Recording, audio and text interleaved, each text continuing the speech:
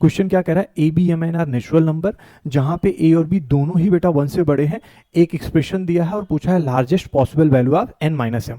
अब अगर कहीं पे भी बेटा दो नंबर का डिफरेंस है और वहां पे लार्जेस्ट पूछ रहे हैं, ये तभी बेटा पॉसिबल होगा जब ये वैल्यू एन को मैं क्या कर सकूं बेटा, मैक्सिमाइज कर सकूं, और एम को मैं क्या कर सकूं बेटा, मिनिमाइज कर सकूं। तो सबसे पहले मैं इस एक्सप्रेशन को लिखता हूं जहां पे इन्होंने बोला है ए की पावर एम और ये बोला है बी की पावर एन। 144 है तो इसको बेटा मैं सीधे सीधे 12 का स्क्वायर लिख ले रहा हूं और उसके ऊपर पावर क्या है 145।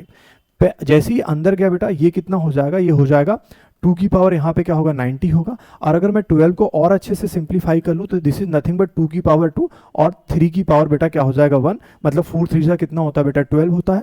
तो मैं 2 की पावर यहाँ पे क्या लिख सकता हूँ बेटा 580 लिख सकता हूँ और 3 की पावर क्या लिख सकता हूँ 290 लिख सकता हूँ। अब यहीं पे बच्चा क्या होता है, कंफ्यूज होता है, 580 में से 290 सब्ट्रैक्ट करता है, वैल्यू कितनी होती है 290 और वो मार्क करके यहाँ से चला जाता है। लेकिन आप क्वेश्चन को ध्यान से समझो, क्वेश्चन क्या पूछा बेटा, largest possible value of N minus M क्या हो सकती है। अब मैं जो चीजें बोल रहा हूँ उसको ध्यान से समझिए। अगर बेटा कहीं पे लिखा है 3 की पावर 2 तो क्या मैं इस चीज को 9 की पावर 1 लिख सकता हूं क्या।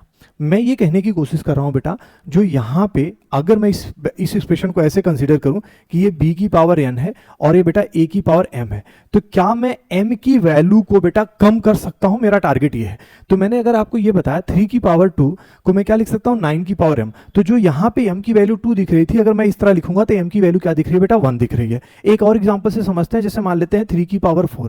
अब 3 की पावर 4 को अगर मैं इस तरह से देखूं तो m की वैल्यू क्या दिख रही है 4 दिख रहा हूं, लेकिन अगर एक्सप्रेशन को मैं ऐसे लिख दूं 81 की पावर क्या लिखूं बेटा 1 लिखूं तो m की वैल्यू क्या दिख रहा है बेटा 1 दिख रहा है। यहां पे a और b बेटा 1 से बड़े हैं, m के बारे में नहीं बोला गया है, m 1 हो सकता है, उसमें कोई प्रॉब्लम नहीं है। तो इट मींस अगर मैं 3 की पावर 290 जो एक बहुत बड़ा वैल्यू आएगा वो मुझे नहीं पता है, अगर उसको मैं मान लेता हूं वो बड़ा वैल्यू क्या है बेटा, मान लेते हैं x है, तो मैं उसको क्या लिख सकता हूं x की पावर 1 लिख सकता हूं और यहां पे क्या हो गया बेटा 2 की पावर 580। अब मुझे ये बताओ ये n है 580, m है बेटा 1, तो मेरा जो आंसर होगा 580 में से मैंने 1 सब्ट्रैक्ट कर दिया और आंसर मेरा कितना हुआ 579।